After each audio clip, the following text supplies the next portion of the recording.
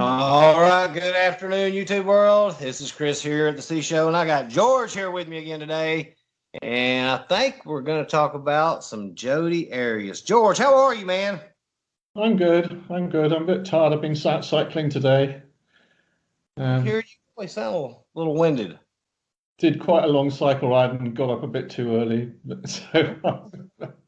Well, glad you got your exercise in. Thanks for coming back, George. So I guess without further ado, we can go ahead and jump right in it, George. Did Jodi Arias kill Mr. Alexander?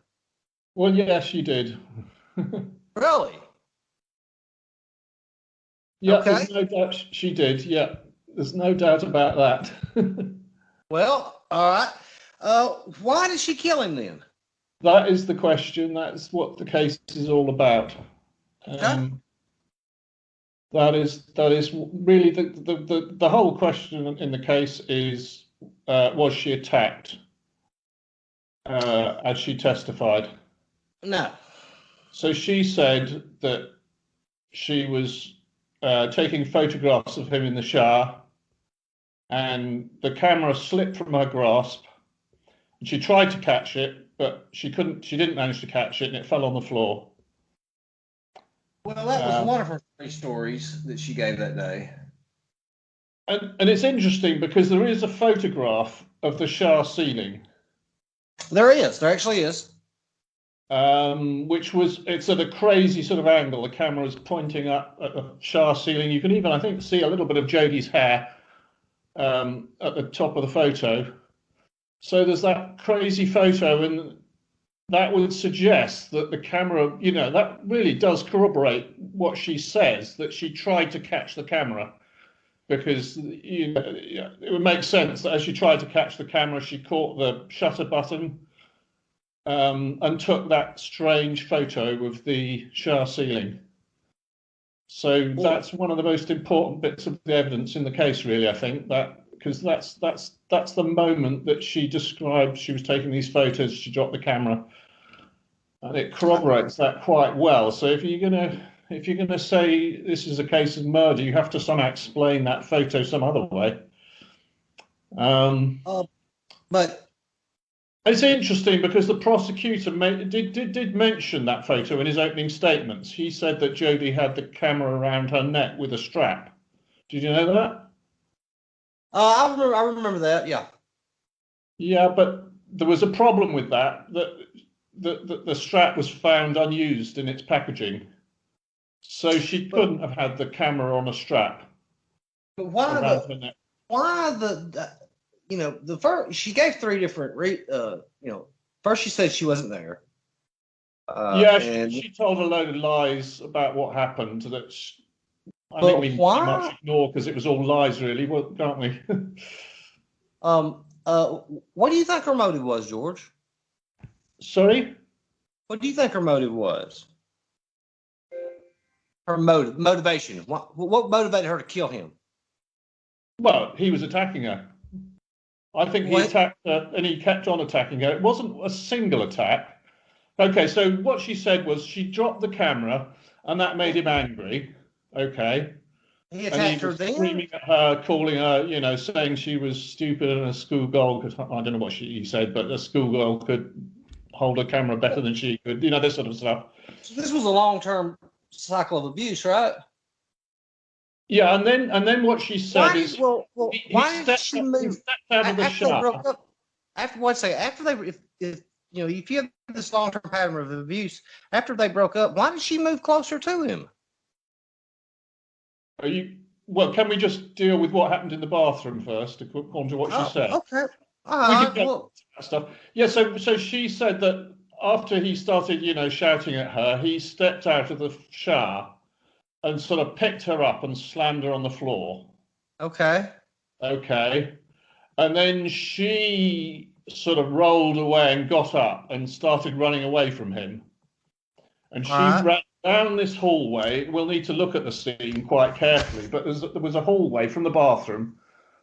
So she ran down this hallway, and then she turned right and ran back round in a circle. There was a big closet the other side, that she ran through, and then she said she ran through that and picked up a gun to keep him away, and she got the gun off this shelf, and she went back into the bathroom. You could almost do with a diagram of it, but there's this circular arrangement, and that's when she said she shot him as he came at her, and she says that she didn't even mean to pull the trigger. You know, do you know about that with a gun? You can be pointing a gun at someone, and But the coroner said that he was shot post-mortem. yes, yeah, the prosecution had a very strange case. They said that she shot him after he was dead, which never made a great deal of sense. Well, does it make more sense to stab somebody 29 times and cut their throat after they're dead? Well, it doesn't make sense to do anything after someone's dead, really, does it? It's weird. Well, what it sounds to me like, or what I would guess it is when I've read about cases like this, these are rage killings, where they went to inflict as much pain and damage. Yeah, it's a question of who was in a rage, isn't it? Was it Travis that was in a rage, which is what Jodi testified to, or was Jodi in a rage? That's what it really turns on to. Well, I mean, can we believe anything that Jodi says? Her own attorney said that the jurors don't believe anything you say. They don't believe anything's coming out of your mouth. Julio LaBoy, how do you say it? I can't remember writing. It was his attorney. I mean, he told her that they didn't believe anything. I mean, you don't have to believe. They said, if you had not got arrested, would you tell? If you had never got arrested, would you tell the truth about this? Her reply was, I honestly don't know. Yeah, I mean, you can imagine that she would lie about it, even if she was attacked. I mean, because, yeah, I mean, she shot him and she stabbed him this huge number of times and slashed his throat. It's not the sort of thing you would maybe easily admit to, is it? Even if you had been attacked. Would you agree with that? Yeah. I mean, the whole thing, pardon the puns, a little overkill. I personally think that the reason is he was supposed to meet. I can't think of the woman's name off the top of my head, but they were going to Mexico, and Jodi had been showing up. She moved close to where he lived. At one time, she couldn't. He'd changed the entrance to get in so many times that she was crawling through the doggy door. And I believe Jodi showed up there to kill both of them, and he wasn't there. She never showed up, so she just killed him. Right. Well, that would be a theory, but I mean, they were having this sexual affair, weren't they? So yes, they would. Even after they had broke up, they were still Yeah, they were still carrying on having either sex, via on a telephone. Yeah, they were. They were still sexting, and they were still having relations. That they had sex just the evening before the night before when she got. Yeah. Well, no, the morning. In the morning, she got there in the middle of the night, didn't she? And then. Yeah, she got to Travis's home in the middle of the night. She left and rented. She left at 5:09, and she rented a car at 8. A little after 8 p.m., I believe. So yeah, it would probably be about the middle of the night that she got there. She got there around 3 a.m. I think, and they just went to bed, I think. But in the morning, it was obvious that they'd had sex because there were photos, there were all sorts of sexual photos. So it was pretty obvious they had sex. There was photos that was taken. Where was the last photo taken? There was extremely explicit photos. Yes, in that morning. Another thing too, though, was the number of phone calls. Yeah, she was calling him throughout the trip after she left her home in Wairika. But he was calling back too. He had one phone call. He had two phone calls. Calling him, he was calling back. They had a conversation for an hour or so. They had one conversation for 41 minutes, another one for 18. She called. There was two voicemails, and then he called. There was one. So they talked for a good while on this. That's never going to prove anything, but it's pretty odd. I mean, the prosecution case was two parts.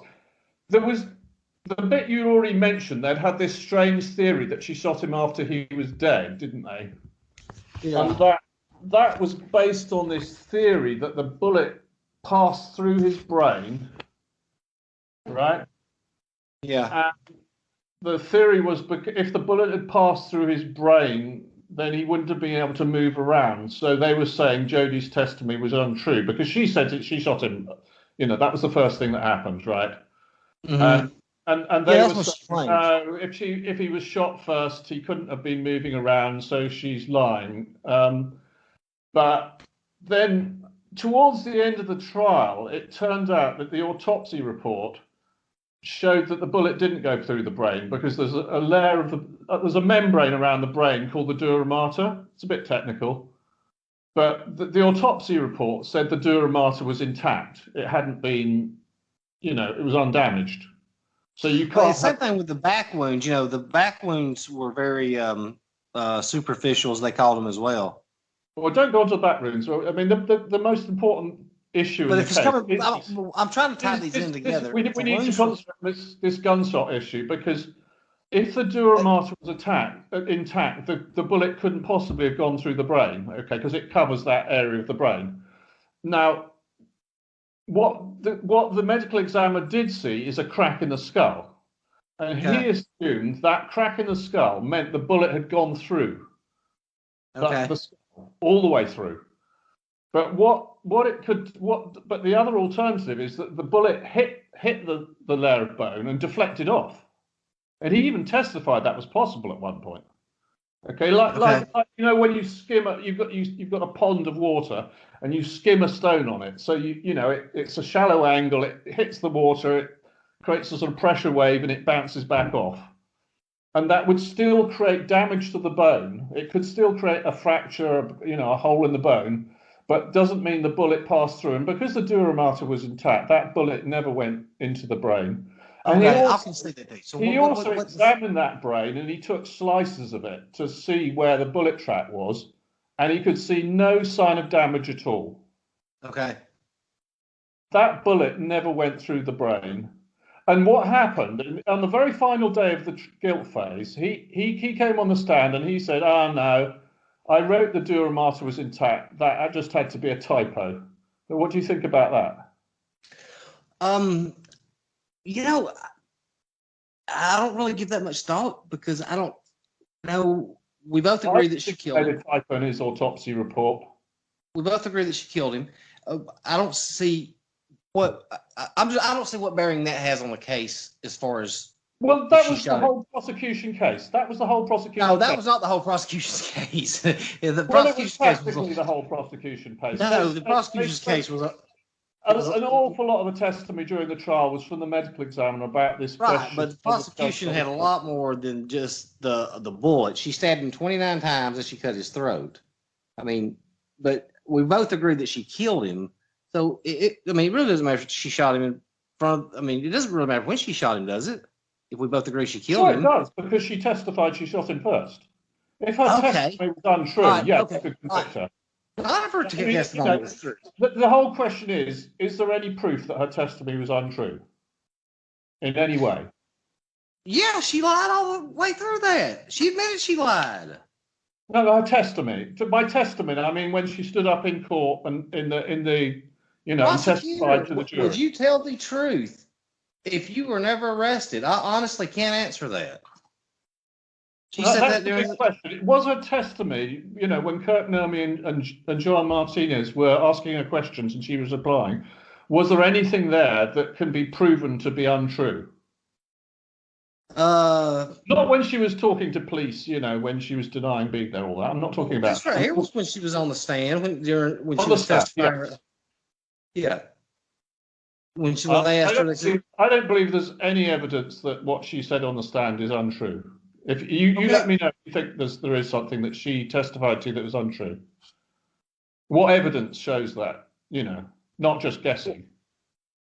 Okay, I'm totally lost here because what I'm trying to find out is we both agree that she killed him, correct? Yeah, she testified she killed him. And you believe that she killed him? I believe that she killed him. I'm sure she killed him. Okay, all right. Now, then I think what we should focus on is why she killed him. It doesn't matter to me if she stabbed him 29 times and then shot him. Why? What does it matter the order that it went in is what I'm asking. Why does it matter what? Does it matter if she shot him 29 or she stabbed him 29 times and then shot him? Yeah, sure it matters because she testified she shot him first. So if she didn't, if you can prove that she didn't, yeah, that would absolutely undermine the defense case. You'd say no, her testimony was untrue. Yeah, but it turns out that her testimony, that's not the case. Her the claim by the medical examiner was absolutely bullshit, in my view. I'll tell you why I'm sure it was bullshit. Not just this issue about the bullet passing through the brain. If you look at the blood in that bathroom, it's obvious that Travis was shot first because he was streaming blood. Can you see that?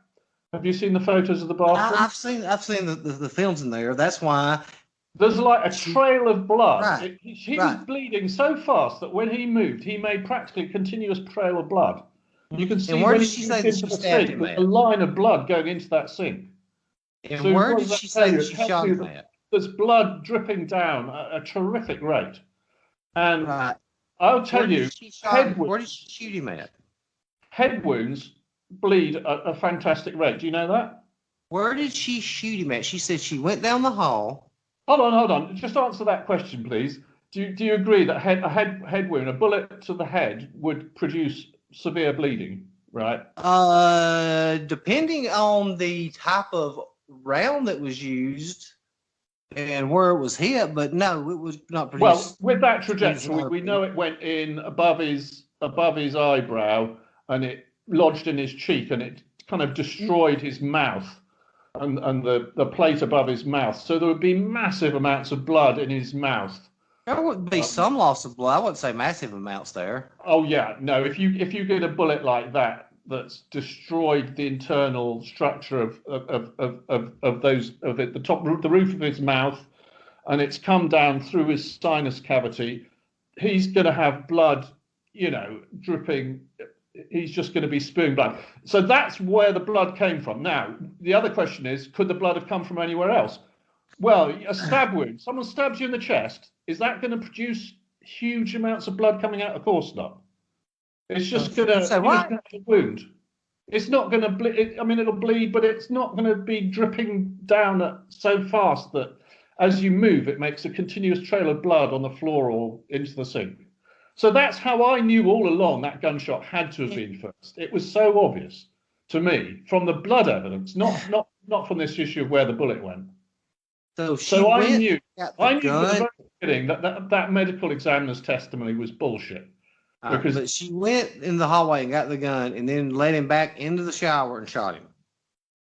Well, she didn't. He was chasing her, and she, when she got back to the bathroom, having done this circuit, then she was backed up. She pointed the gun, and he charged at her. She described all that. Okay, but the only real issue there was the gunshot first. That is the key issue. That's the main key issue in the whole case.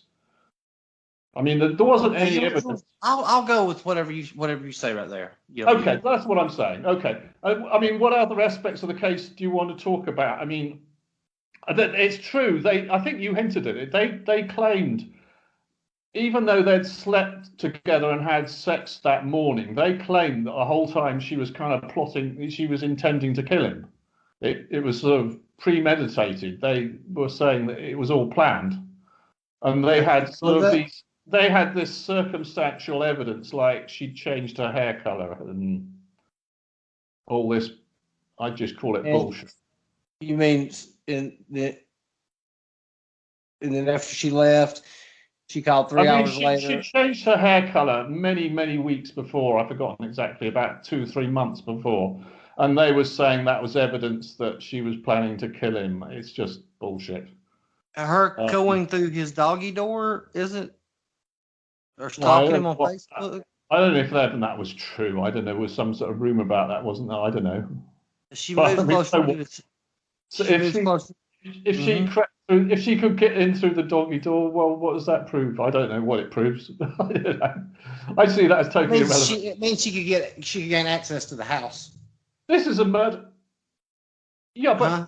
oh, you mean on the day she killed him? Yeah, but they slept and had sex. No, no, no, no, no, no, no. What I'm saying is she had been stalking him. She'd been going over to his house, and she had Oh, that's access. stalking. That's just bullshit. They were having sex the whole time, weren't they? Well, I understand that. I understand. I'm not I disputing know. I that. mean, I'll tell you But what. I there mean, was an on again. because There wasn't. There Travis, wasn't on. Travis is Hold telling all on. his friends. I'm saying straight. There was an on again, off again thing. Now he did rekindle it, but there was an.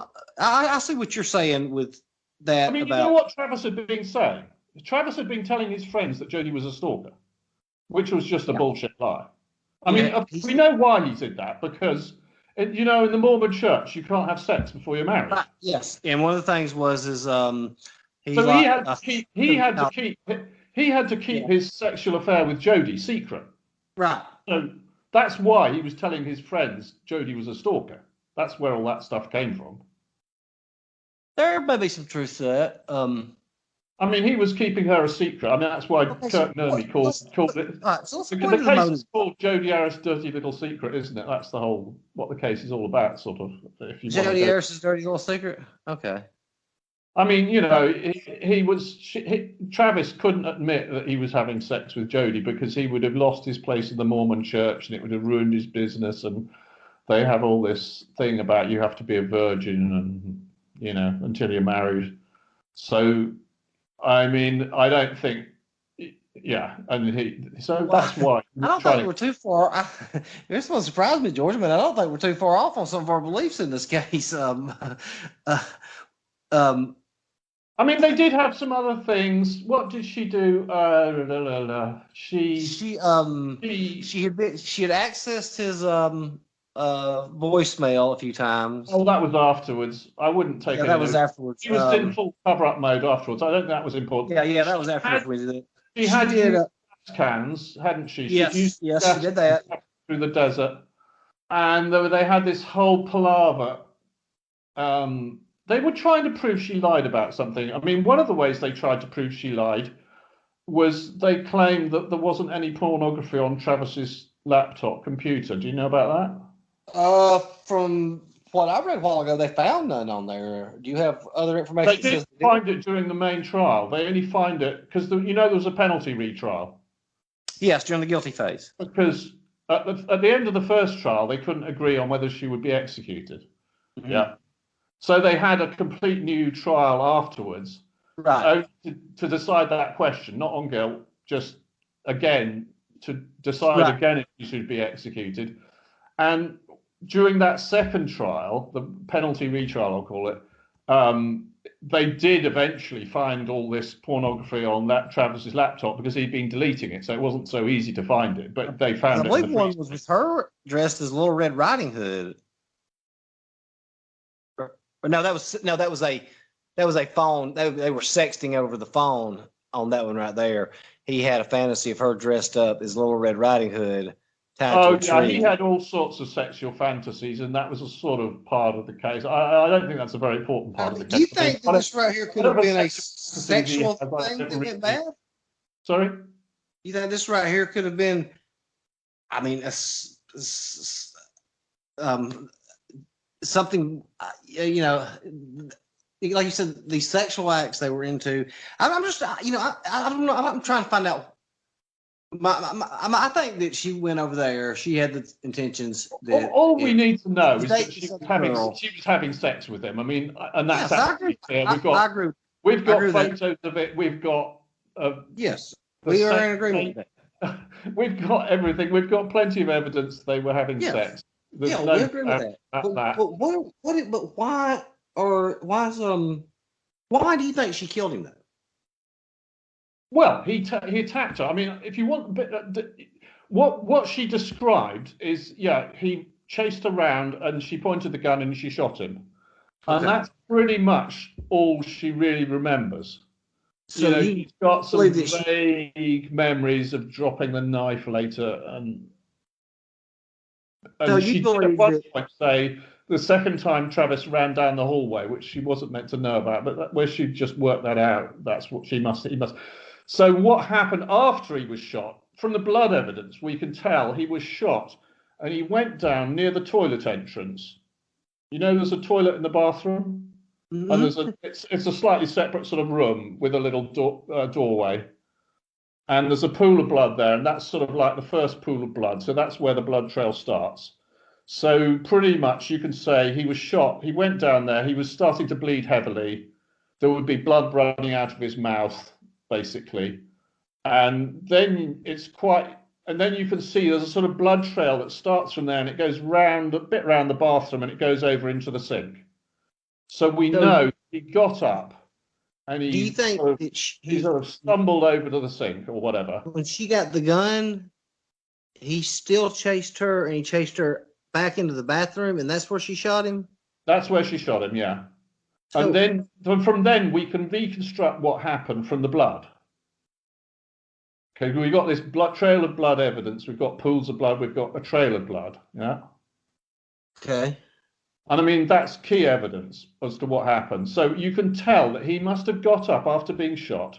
I mean, he was bleeding there on the ground for quite a little while because there's a substantial pool of blood there near the toilet entrance.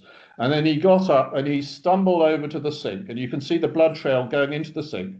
And we also know that he turned the taps on and off, and he coughed blood onto the back of the sink, the mirror there, because there was aspirated small droplets of blood there. You can always tell if it's aspirated blood because it's tiny little droplets. So he was coughing blood at the back of this mirror because he's got all this blood in his airways from the gunshot.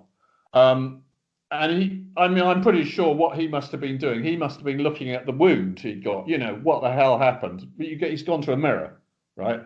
What the hell happened? You know, and he must have seen, you know, probably that he's dripping blood. He probably saw the entry wound, I suppose, I don't know. And he's standing there at the sink. And I think that's a very key circumstance. If you want to know why I think Jodi's innocent, you know, the key evidence that her story is true and she was attacked is that he's standing at this sink. You just said innocent. Just after she shot him. So he must know that she's not going to shoot him again. So, because, you know, that gun fires more than one shot. It's got... Right. Well, yeah. It was a 25 caliber. Well, whatever gun it was, it would have been a .25, yeah. So it wouldn't have just been a single shot. It would have had a little cartridge, you know. So he's got to know that she's not going to shoot him again. Otherwise, he'd be running away. He wouldn't be standing there with his back turned to her. He'd be either trying to grab the gun or grapple with her. Imagine she's just decided to shoot him for no reason. Well, because she's angry. She's in a rage, okay? She shot him. Yeah. What's he going to do? He's going to try and grab that gun off her, or he's going to try and run out of the place altogether. He's going to do one of them. If he's got a cracked skull... if you're attacked, you're going to be in extreme fear, and you either run away or you fight. Yeah, but what I'm saying is if you've been shot in the head, and even if it didn't bust it, if you've got a cracked skull... I mean, you've probably all took a lick to the head. I mean, he's not crazy, even if it didn't kill him. Is what I'm saying. He's not going to know really what he's doing.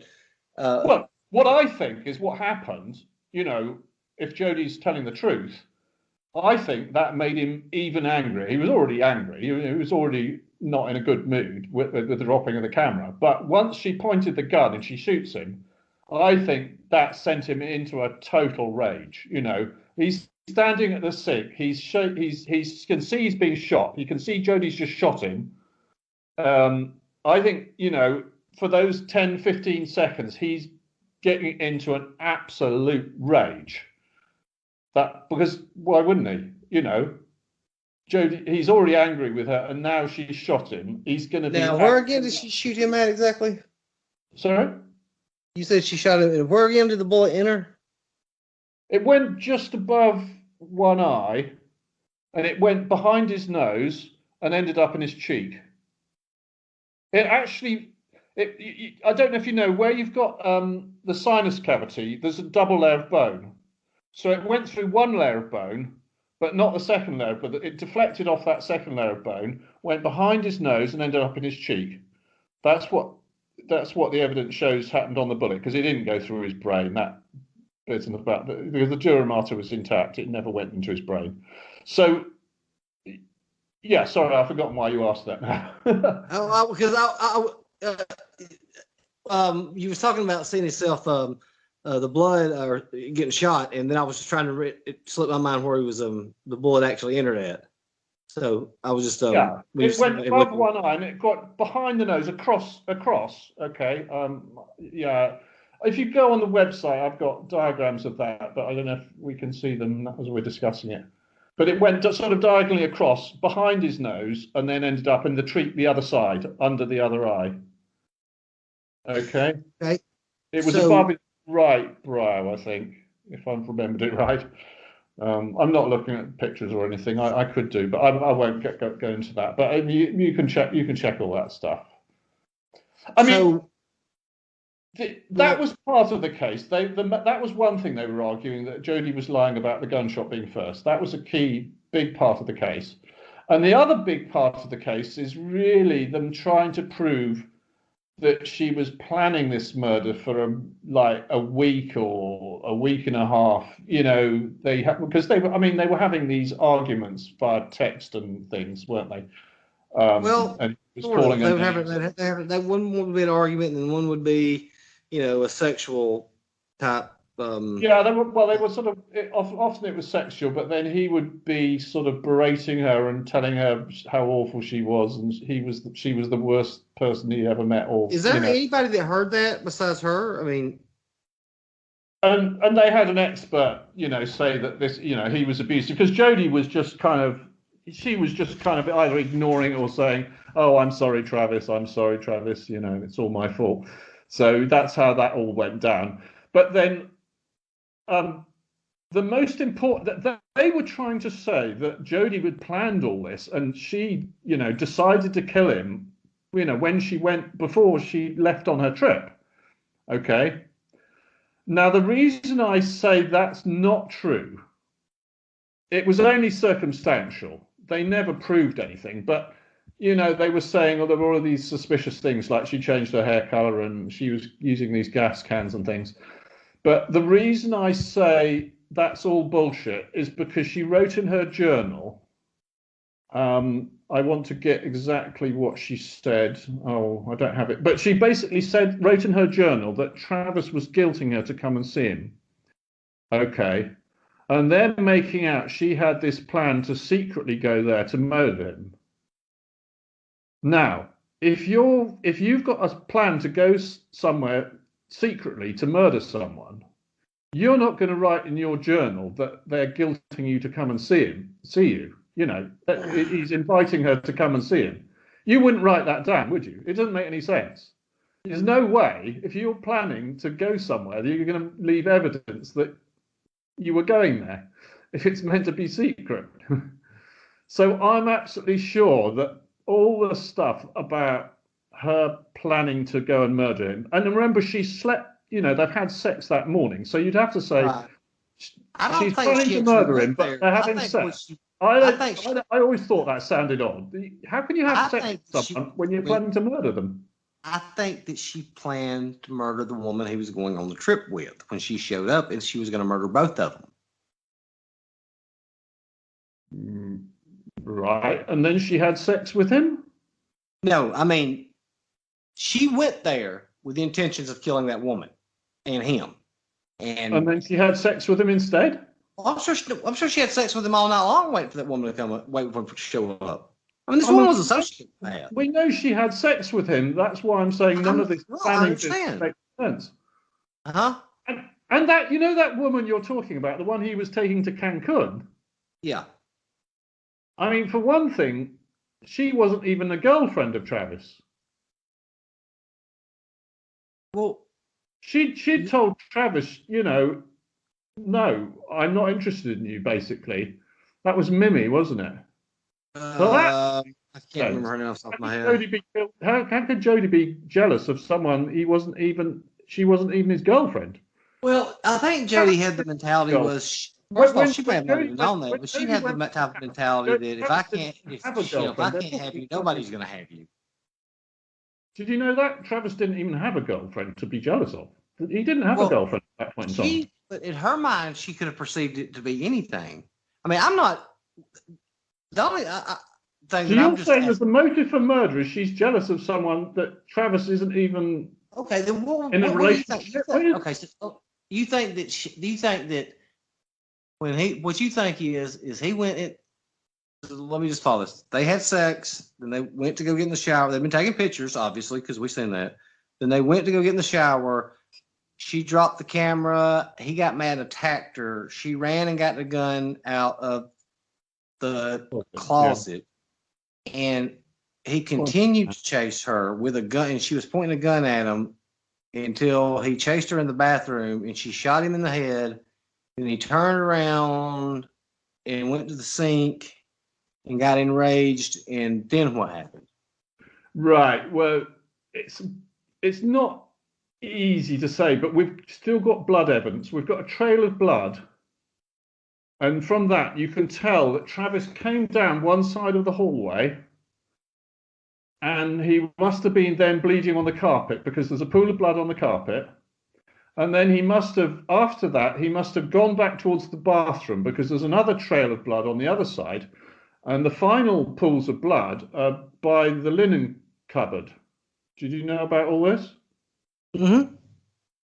I mean, I've got a picture. You could. There's a composite photo that shows this. Yeah, I've seen. I mean, now, so what I'm saying is, okay, so he was at the sink. What I imagine happened is after he'd been getting more and more enraged, and then he chased her down the hallway. Okay. Because he's mad at her. He wants to grab her and I don't know what he wants to do, but, strangle her or whatever. And I think what happened is maybe he'd been in the shower, so he was a bit wet. So as he sort of lunged at her, I think he slipped and fell over. Because there's actually a photo that shows him on his back with Jodi on the bedroom side of him. So he was chasing her because she's on that side of him, further away from the bathroom.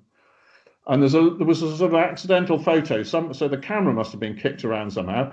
And there was this strange photo of him lying on his back. And there's a vital clue in there. You can see that the linen closet door is closed at that point. Yeah. Now, there's actual blood spatter inside that linen cupboard. Yeah. Now. Yeah.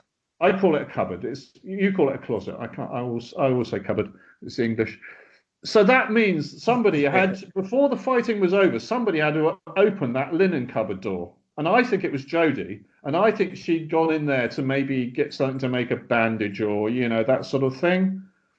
But he was so mad at her that he was. You're talking about the palm print where are you talking about the palm print, both those hands that both their bloods were mixed together? Yeah, later on. Yeah, I don't. Yeah, that's evidence she was there. But anyway, so I think when Jodi's gone into this cupboard, okay, she's looking for something to make a bandage, or God knows what she's doing, but she's doing something or other. That's what I imagine she might have been doing. And then Travis has come back up to the linen cupboard, and I think he sort of grabbed her there. And I think he grabbed her around the ankles or around the legs, and he was trying to get her onto the floor. And I think that's when she was stabbing him in the back to make him let go. Okay, so her arm was coming over his back, and she was, he was grabbing her, and she was stabbing at him hoping to make him let go. But I don't think it worked. I think it just made him more angry. And that's why there would be this cluster of, I think it's about, 9, 10 shallow wounds to his back. So at that point, she's not stabbing to kill him at that point. She's just stabbing him to make him let go. You wouldn't make shallow wounds like that to try and kill someone, would you? And it shows that she wasn't behind him when she was stabbing in the back. You would get deep wounds, So that's why I'm pretty sure she was only able to, she was just making these wounds to make him let go. And then I think probably in the end, maybe he wrestled her to the floor. She also testified she had scratches around her ankles. That's why I said he probably grabbed her around the ankles. And then they're on the floor and she stabbed him in the chest. and she slashed his throat. I mean, he had a couple of one or two other frontal wounds as well. So there's a desperate knife He was fight. stabbed a total of 29 times. Yeah, I mean, if you count all the wounds, there's all these shallow wounds to the back. There was some other incised wounds. It's a mad knife fight, and you can't really say exactly what happened, but I'm pretty sure that she cut his throat last. I mean, you wouldn't carry on stabbing someone after you've cut their throat. That wouldn't make any sense, would it? So I'm pretty sure that would have been last. And she also stabbed him in the chest. So that's like just a desperate knife fight. You can't say precisely what happened. You haven't. He had a lot of defensive wounds on his hands. Yeah, well, I think he would have been trying to grab the knife from her.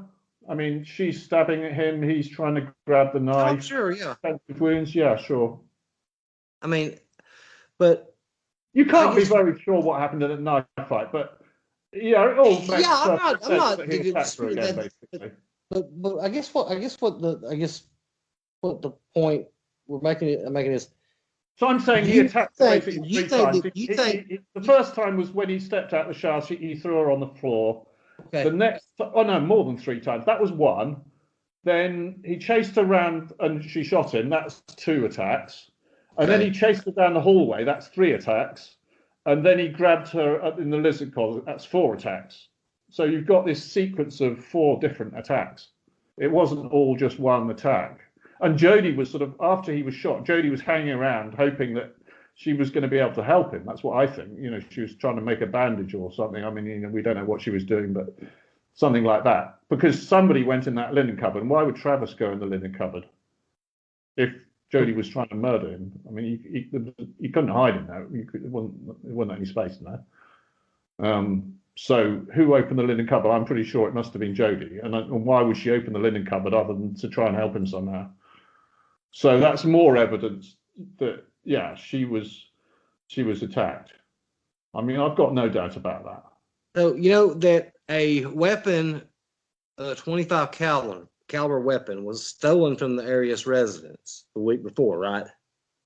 Yeah, that's this very circumstantial stuff that is just speculative. But it was a 25 caliber weapon that killed him, and the murder weapon was never found.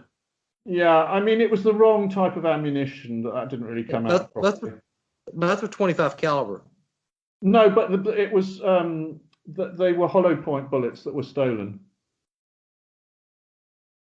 and the bullet they found in his head, in his cheek, that wasn't a hollow point bullet. So the ammunition didn't match.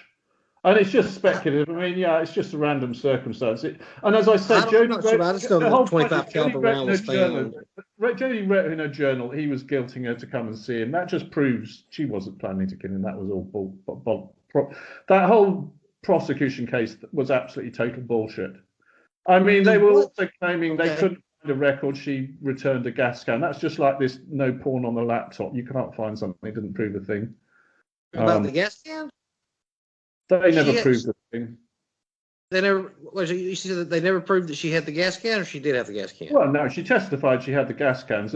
She testified she returned one to a store, and they said that was a lie because they couldn't find the receipt, the record she returned it, and that was all a mess because. Yeah, well, she took the gas can because they said that she was. That store relocated.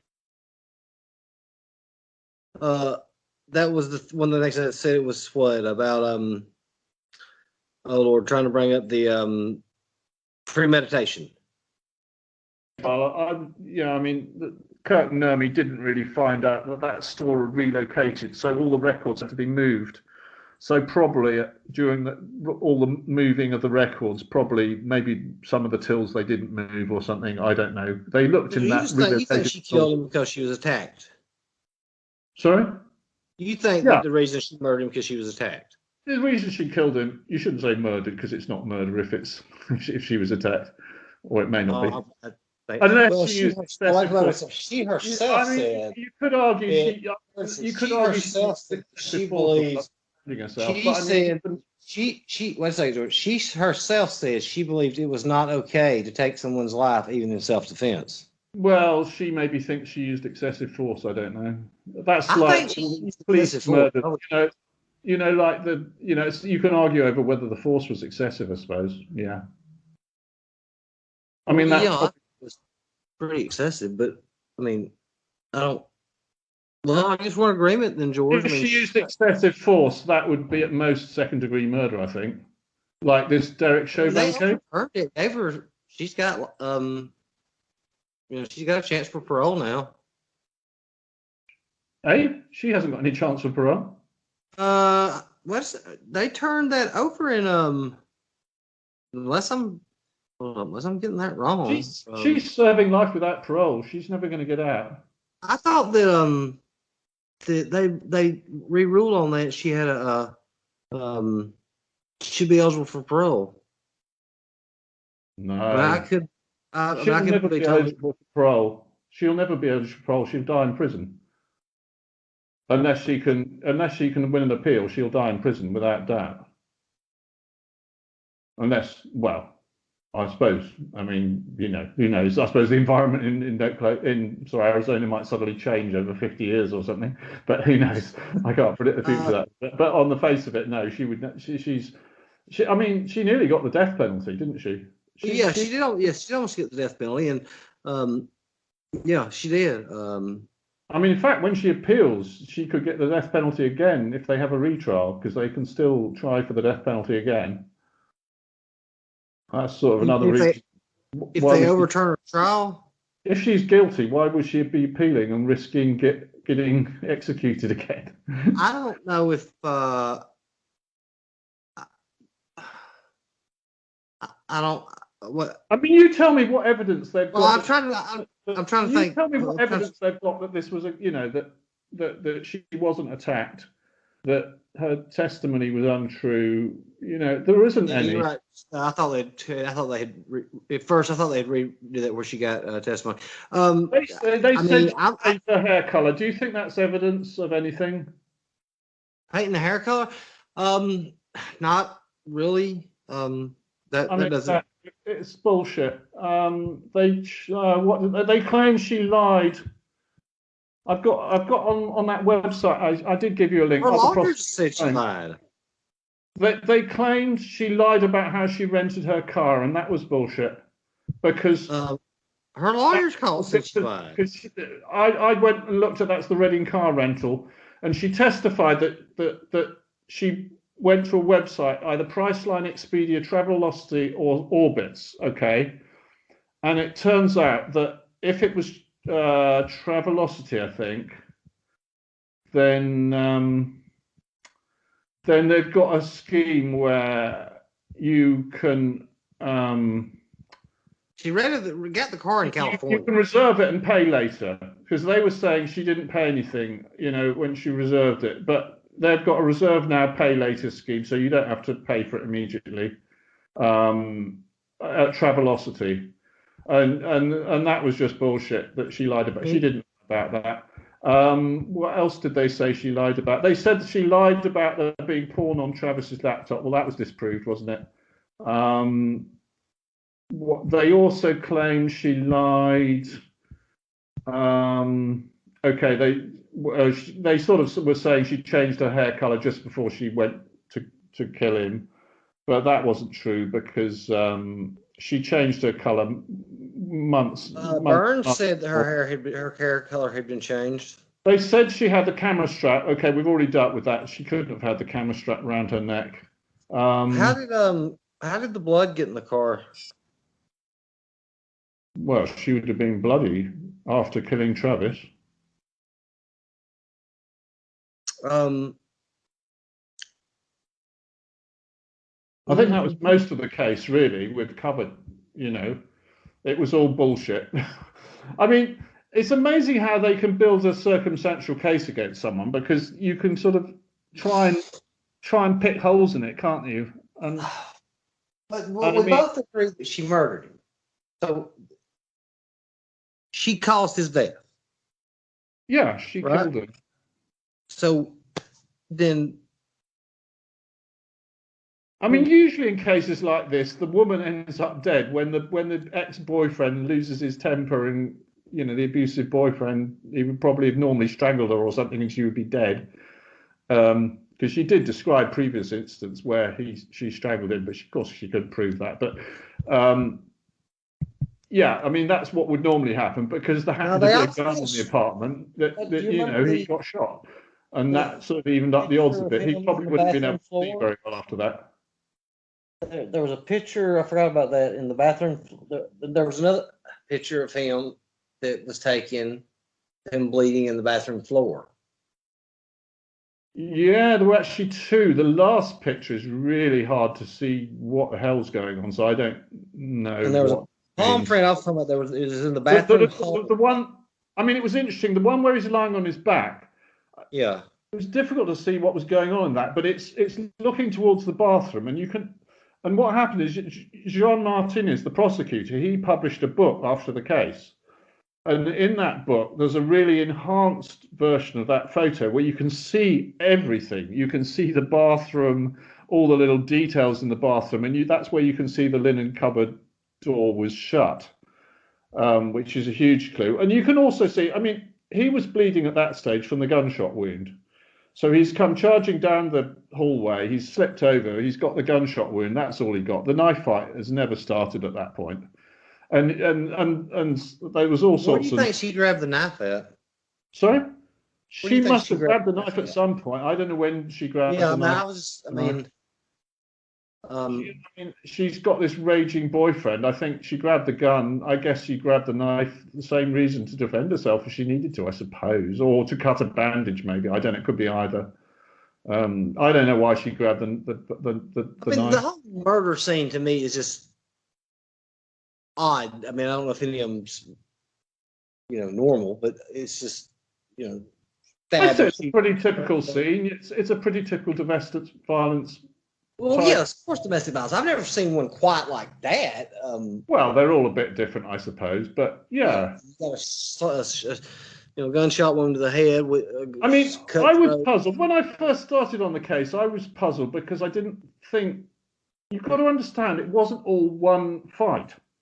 We're looking at 4 different fights or something. Well, no, they tried. I mean, some of them try to claim that the murder happened and she drugged him and all, and that never held water with me, that she killed him. You can try making all sorts of prosecution cases. I think it's impossible. I don't even want to discuss possible prosecution cases. What happened? I mean, Joan Martinez had a sort of theory that was absolutely poor bullshit from one thing to the end. The gunshot wasn't after he was dead, and he had Jodi stabbing him while he was standing at the sink.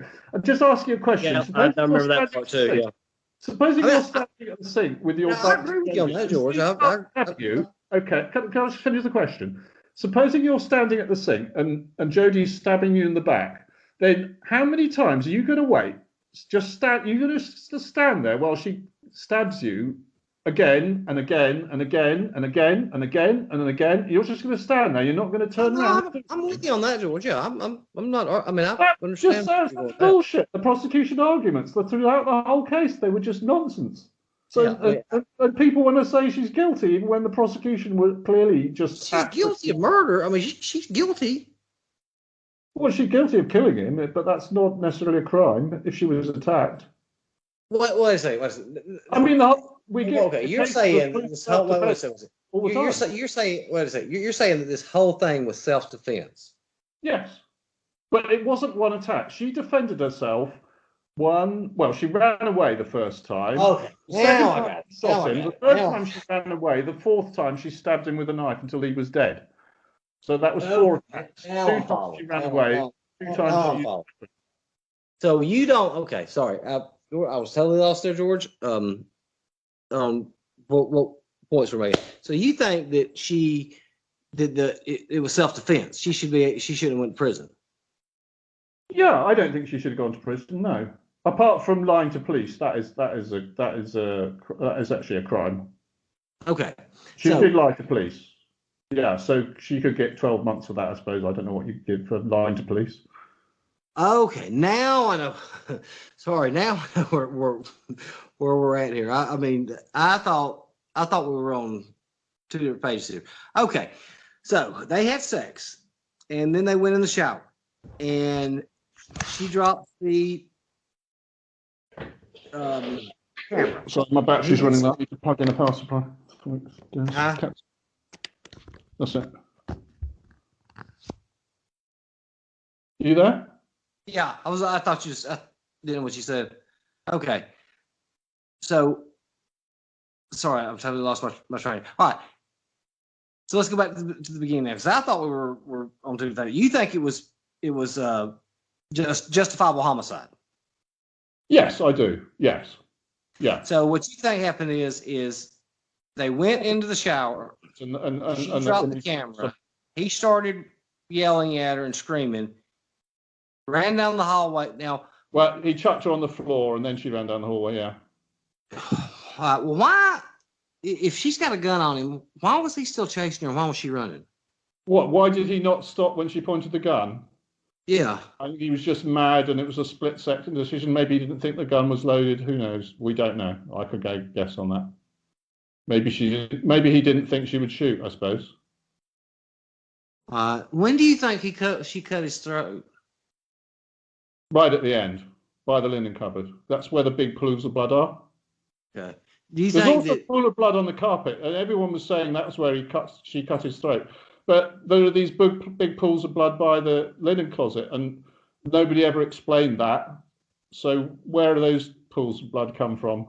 And when you follow the blood trail, it doesn't end at the carpet; it leaves the carpet. That's a very big point. Okay. I'm following you now, George. All right.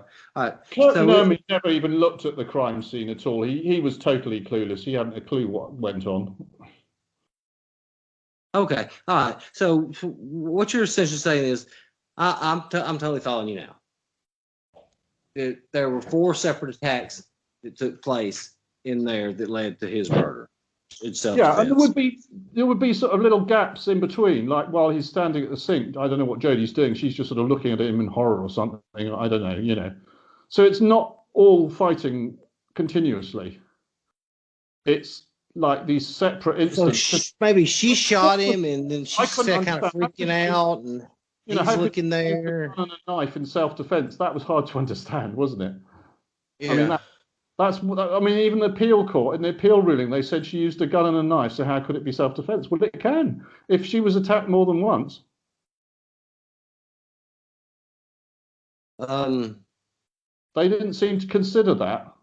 I mean, did you see that appeal ruling? It's quite spectacular, I've read it. It's been a while since I've read the appeal ruling. I mean, they said,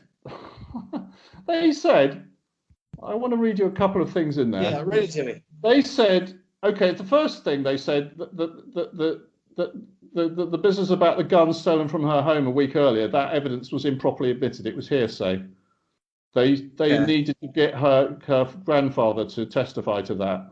So that was wrong. That you can't have hearsay evidence. So that was improperly admitted. That was one thing that was wrong. And then they said a pattern of intentional misconduct saturated the trial. And they also said prosecutorial misconduct undeniably permeated this case. With all that going on, how can you say that's a fair trial? Or she had she had 2 experts testify for her, like a domestic violence expert who testified she was abused because she looked at all the evidence on that, and I'm not even going to get into that because I know. Yeah, they had two of them that testified. And the other expert she had was quite interesting because he testified that he knew she was telling him the truth, and he could tell. He said honestly lying.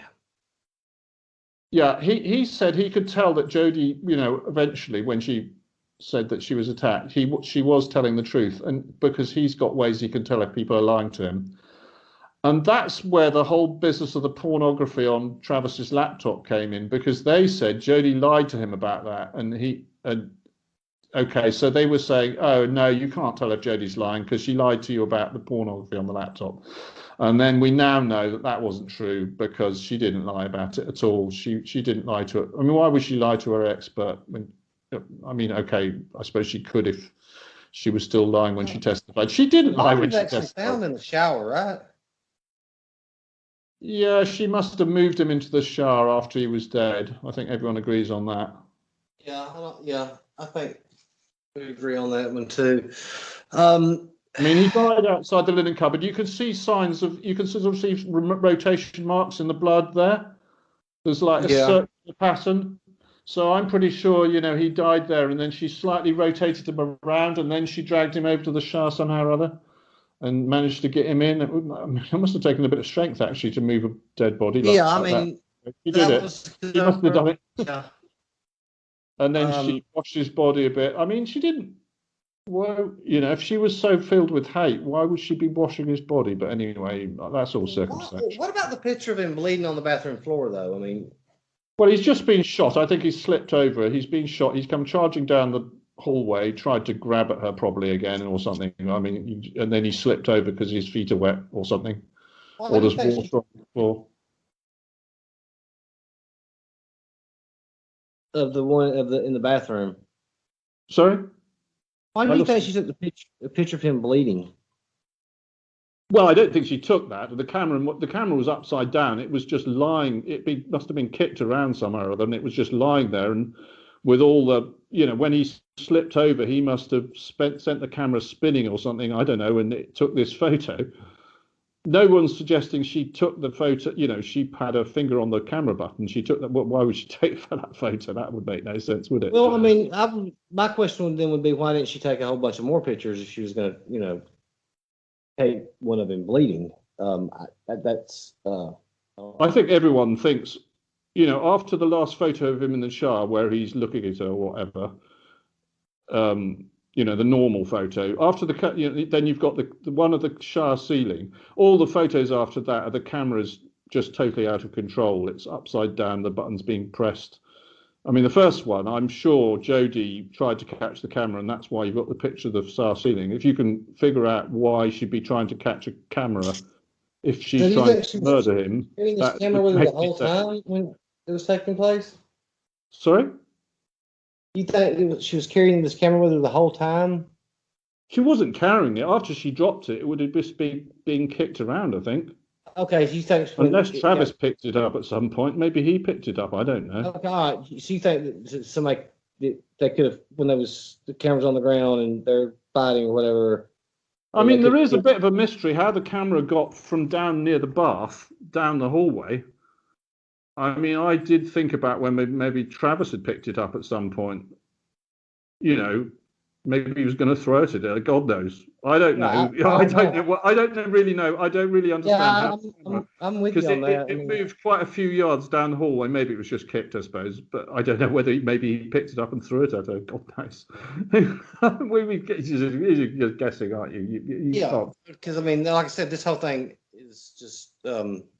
I mean, a lot of what happened after he was shot, there's so much guesswork trying to figure it out. There's just not enough evidence to say for sure. You can have a few theories and you can see things that fit, like the linen cupboard being opened. I think that absolutely fits. Jodi was trying to help him because I can't see any other reason somebody would open the linen cupboard in the middle of a fight, a murder. It wasn't, I wouldn't, you just can't call it a murder because it does the evidence. Well, I wonder what time it started because they were having the last sexually posed photographs they had was about 1:40, I think.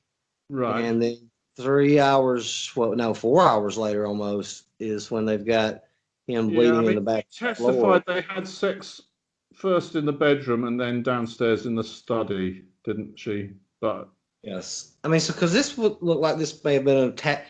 I mean, she also testified he got angry because I think he had a computer virus. He was trying to read some CDs or something, photos or something, and I think there was a computer virus, and that made him mad, and that's when they had sex downstairs. He was, getting a bit worked up already at that point.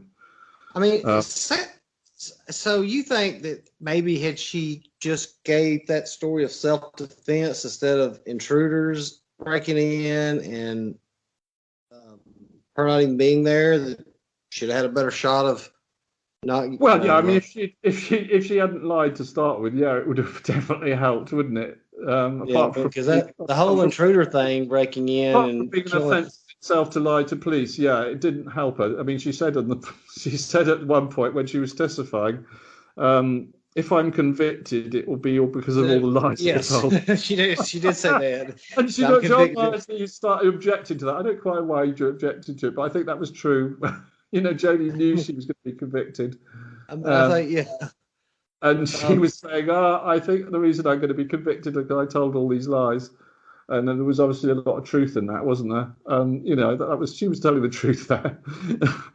And no, I mean, I'm just, yeah. I mean, even in the text messages, there was really nothing out of the ordinary except for the Little Red Riding Hood thing. Well, there was all these loads of text messages the domestic violence expert went through, and yeah, I mean, even the jury foreman said he was abusive. Verbally abusive, in text messages, and because they had all this evidence, that he was shouting at her in text messages. Basically, he was calling her worse than Hitler, or God, I don't know what he said, but there's all that stuff you can read about. He was getting pretty worked up. I mean, this is what happens if you've got the abusive relationship. Mm-hmm. People are going totally over the top to try and shut the other person up, or make them do what they want, exert control. That's what it's all about, isn't it?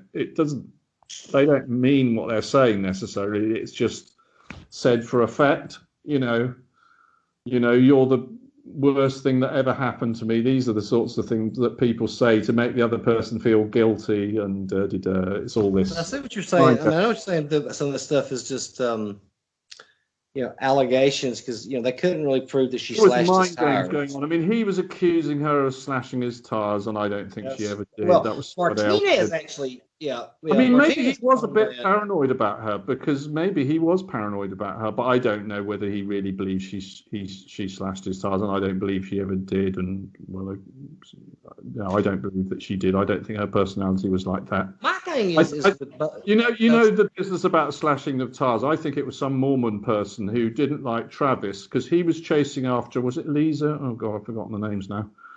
That he was who was much younger than him. She was only about, was she 18 or something, 19 or something? A young girl, and Travis, was a predator, really, a sexual predator. It seemed like these two of them. And they were slashing his tires. They enjoyed pushing each other's buttons. They knew what Travis was like. They knew that Travis was trying to get her into bed. You understand what I'm saying? They enjoyed this type of deadly game they were playing. What? I mean, there were mind games. Yeah, exactly. And when you start playing with mind games and stuff like that, and abuse, and you start playing with fire. There was mind games. There was abuse going on. I mean, it was an unstable relationship. I mean, he was totally. I mean, you see these abusive relationships. Yeah. They have these abusive scenes where they shout at each other and they make each other feel guilty, and they make accusations, everything they can think of to say bad about the other person. And then the day after, they make up and they go and have sex again. And I don't really understand why this happens, but it does. I mean, I know exactly. I've known people in those types of relationships where they beat each other and, like you said, have sex the next day and have a great big fight, and then they, sometimes they have sex just to sort of make up or something. I don't know. I've read about all this stuff. I can actually first, and to your credit, I'll say this. I can see where maybe this did start out as a rage. He kept attacking her, and then at the end, she was worked into the rage. Does that make sense? I think she was just terrified. I think she got so terrified. She was on top of him, and she knew he probably wasn't going to survive. She was already just so over by that point. I think she was so terrified by that point, she was out of her mind and wasn't even thinking what she was doing. You know what I mean? I kind of see what you're saying. That's like instinct. When you're really in a fight, you're just fighting. You're not even thinking in the slightest. You're just fighting, trying to kill the other person. That's all you're doing at that point. You're not thinking, oh, this is Travis and I love him and I mustn't stab him. No, it's just pure fight to survive. You're released to an animal, you know. Yeah. So I think at the point, I wouldn't even say she wasn't. She was just terrified, and she'd reached the stage of terror where she would just do anything to fight to survive. Is what I think happened. You know, I don't think she was. I mean, and there's no answer to why people keep going back. Because I always just said, you know, those abusive relationships, they just keep going back. I don't. I mean, it was just unfortunate you had these two weapons. If there hadn't been that gun in that apartment, and if there hadn't been the knife, I mean, she explained why there was this knife to cut the rope and everything. If those weapons hadn't been there, then she would probably still be alive today, and maybe they'd be. You know, I don't know. They had a pretty rocky relationship. I don't think it was going anywhere, but. He wouldn't have been dead. It was the presence of the weapons that is the reason that he ended up dead. If those weapons hadn't been there, yeah, it probably wouldn't have ended up with anyone dead. But, you know, you've got an escalation situation going on there, is what I think happened. Yeah, I just, you know, this was just the whole case to me was just always weird. I mean, it's a bit like the Scott Peterson. Scott lied, didn't he? You remember Scott Peterson? He lied about his affair with Amber, and Jodi lied about killing Travis.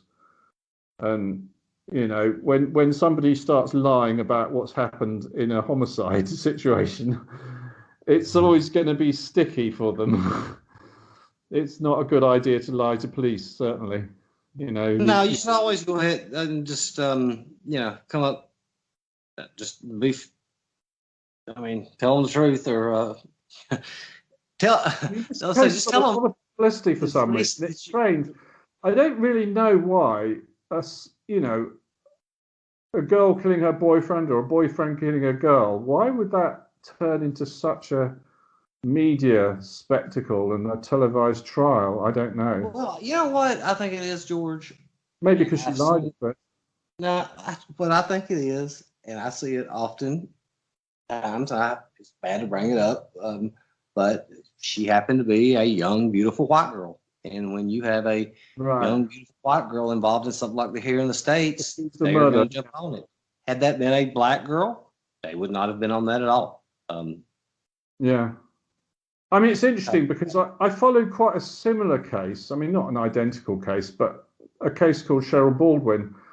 And she killed her abusive boyfriend, and she had more solid evidence he was abusive. There wasn't really any argument he was abusive, but she had quite similar things. She couldn't remember what happened, the same as Jodi.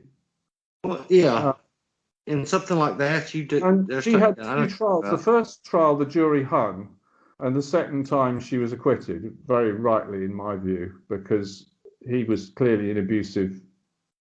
No, it wasn't ex-boyfriend. I think it was a boyfriend. She had his child, I think.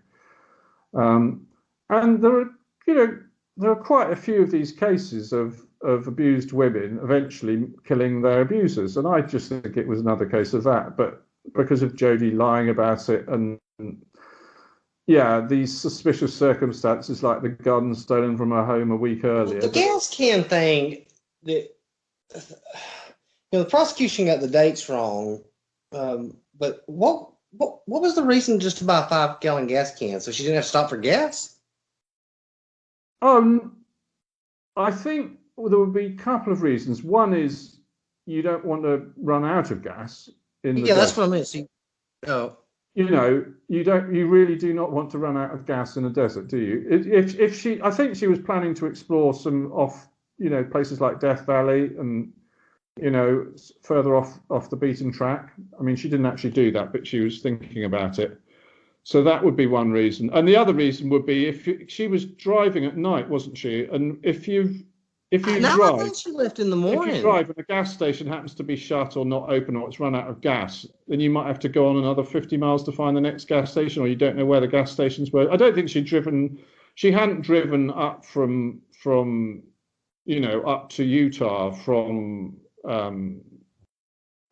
Arizona before, so she didn't probably know what the roads were like. I mean, I don't think she really did need gas stands on the journey she did, but well, you know, I think it's her boyfriend. Is that what You they know were her trying to previous say? boyfriend, Daryl Brewer? He'd actually taught her to use gas cans traveling in the desert. And Yeah, I think, is that what? because But that's what they're. she borrowed his gas cans, didn't she? So That's what I'm asking. Is that are they trying to say that she used the gas cans so she didn't have to stop to get gas? That's what premeditation? Because I mean I'm just trying to follow.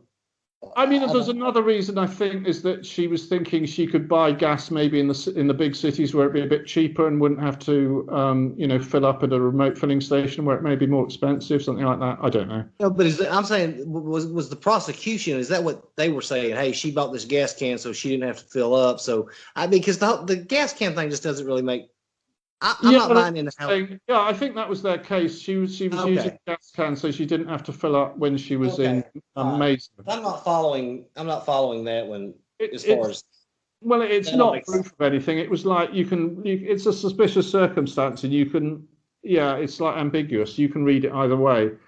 It wasn't really proof of anything. It was just like maybe.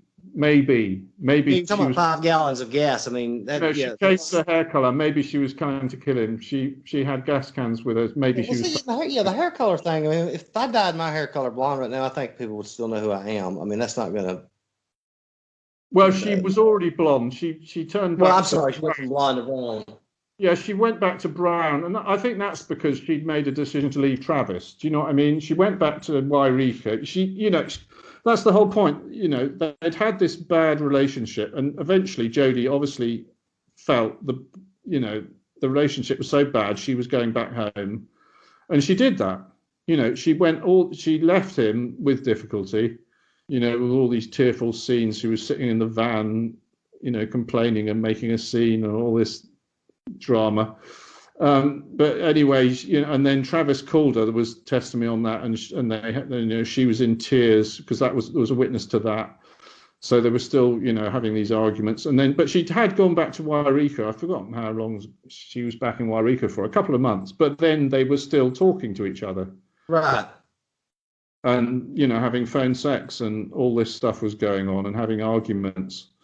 So I've forgotten where this came from. But yeah, she had sort of tried to end the relationship, basically, which means that your motive that she was jealous, because why would she be jealous if she tried to end the relationship? I don't buy that. That didn't make sense. And she was being jealous of when Travis didn't even have a girlfriend to be jealous of. Did she even know of this woman? No, she didn't. Oh well, she knew of her, but she didn't know about the trip to She didn't know about the Cancun. In any case, I don't think that wasn't proven as I remember it. I mean, there wasn't a motive. That's another thing. They're saying she's sitting in Wairika. Okay, they had these arguments, and she's trying to build this relationship with Ryan Burns in Utah, right? She's trying to start a new relationship with him, and they're on the phone. They're texting each other all day and all this. So she had left Travis. She'd moved on. She was trying to find a new boyfriend. She'd gone on Mormon dating sites and all this stuff, and she'd arranged to visit him on this trip. So she wasn't jealous of anyone. She was trying to, move on from Travis and build a relationship with Ryan Burns. So why is she going? She's not planning to murder Travis. It makes no sense. The emotional. When you look at the motive, there wasn't one. It just didn't make any sense. You don't plan to murder your ex-boyfriend. You might get into an argument with them and end up killing them, yes, but you don't plan to murder them when they're an ex-boyfriend and they're not even a boyfriend, and the ex-boyfriend hasn't even got a girlfriend to be jealous about. I mean, Travis was also trying to move on. He was trying to get back together with Lisa, I think, but she wasn't having anything to do with him. She was just turning him down, and I think they were all turning him down mostly. There was another complex relationship. He had an old girlfriend, and I don't even really want to go there because I keep on getting banned from Facebook. There's a whole Facebook. Because this old girlfriend lied about having sex with Travis, and she was forced to admit it. And I think I know why she was forced to admit it, because I think she had a baby with him that was adopted, and I kept on getting banned from Facebook for talking about that. So I don't really want to go there. But I was contacted by this witness who's now living in New Zealand, and he knew some interesting things. He knew one thing he knew is that Travis did actually own a gun. That's what he's told me. That's not in the public domain. So he contacted me, and he also had this. Heard what?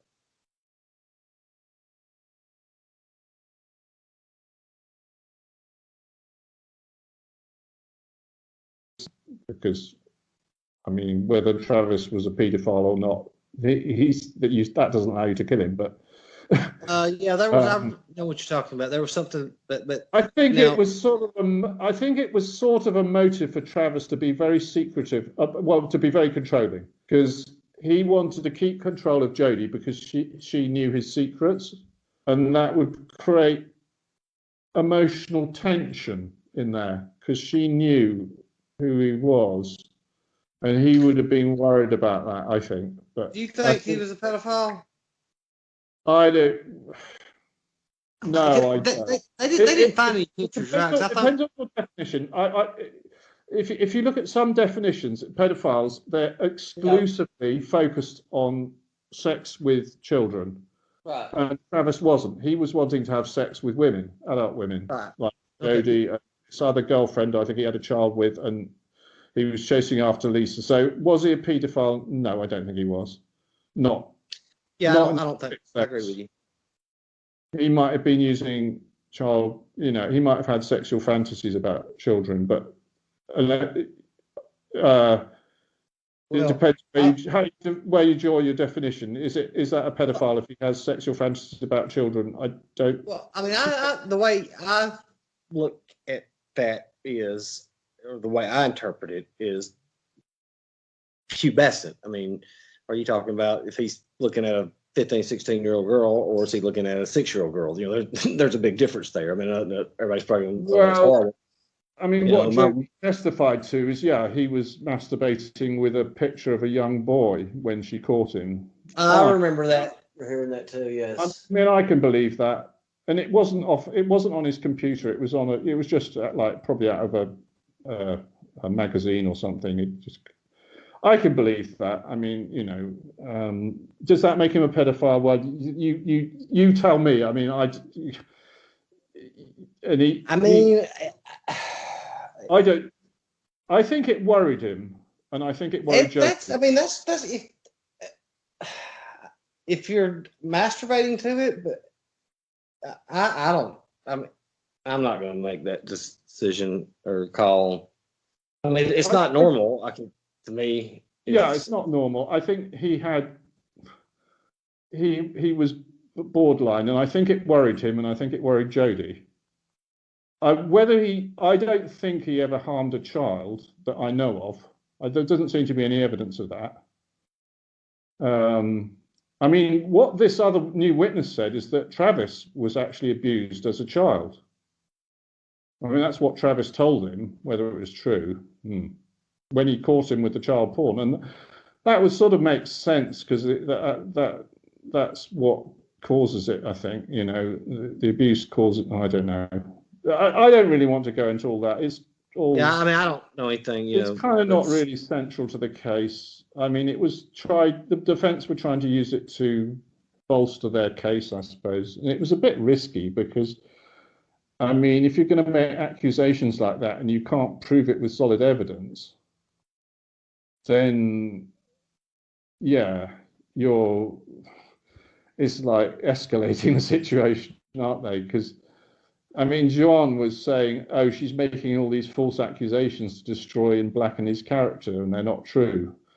Well, I think it turns out that they probably were true, because I don't think she'd be making them otherwise.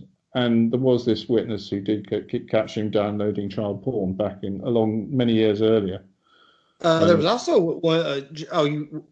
Witness. There was a juror got kicked off for a DUI too during that Oh yeah, well you get all this chaos, don't you? That stuff don't even. But more interesting was that this witness did know that Travis owned a gun. That was more interesting to me. That he hasn't testified to that. That affidavit hasn't been published, so you just got to take my word for that. That's what he said. He explained to me why Travis owned a gun and where he bought it, what the gun was, and I think it all matched up. So I think that was the gun that was on Travis's shelf, and he kept it.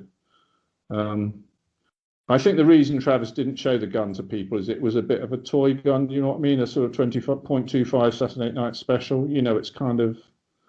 I mean, I know it's. Yeah, I mean, it's just a tiny little gun. It's about the size of it's about 3 or 4 inches across or something. It's only a tiny little thing. But I mean, I wouldn't call any type of. I mean, I've got a firearm that's a Derringer fit right in your hand, but it fires 22 hollow points. So I mean, I wouldn't classify any as a toy, but I know what you're. You know what I'm saying? It's not a point. Not like a 45 Magnum. No, it's not a Magnum. It's a. I understand what you're saying. Because you're going to shoot someone, you're not going to stop them with a little gun like that. You're more likely to make them angry, and I think that's what happened with Travis actually. But anyway, and there's and what you just said with the 22. I remember a bar fight one time. A guy got shot 6 times with one, and my uncle was in a bar fight, got shot 5 times with one, and but didn't do any damage to him. So So he survived that, okay?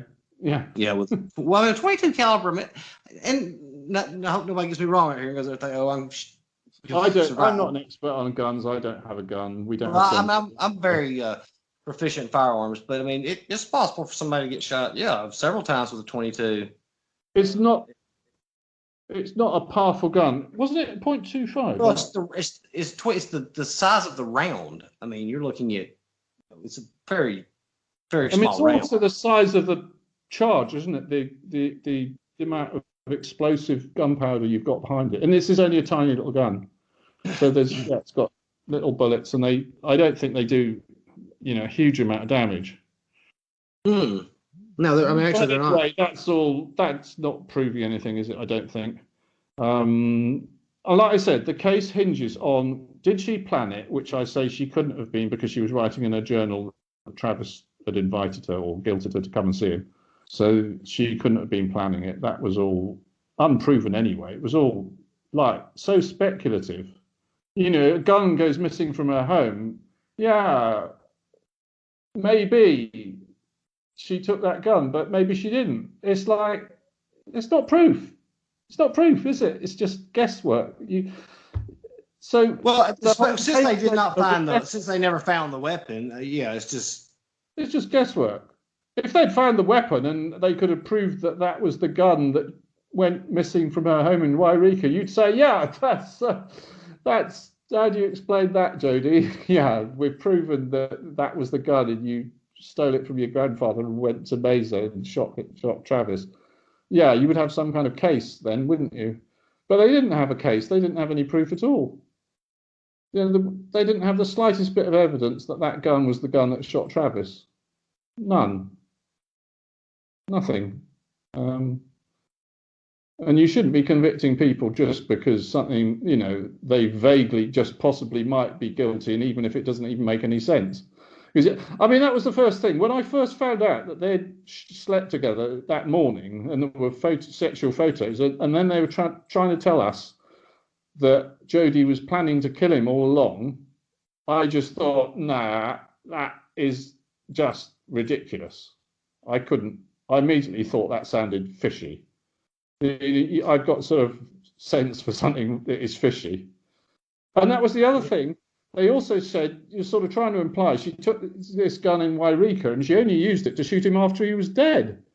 Did that make sense? You go to all this trouble of shooting a gun, drive 1,000 miles. That's a good. And you don't bother that's a good point there, George. Another thing, when Jodi, I know Jodi lied about the intruders. There's these intruders suddenly appeared. Well, she had the gunshot first when she was lying then.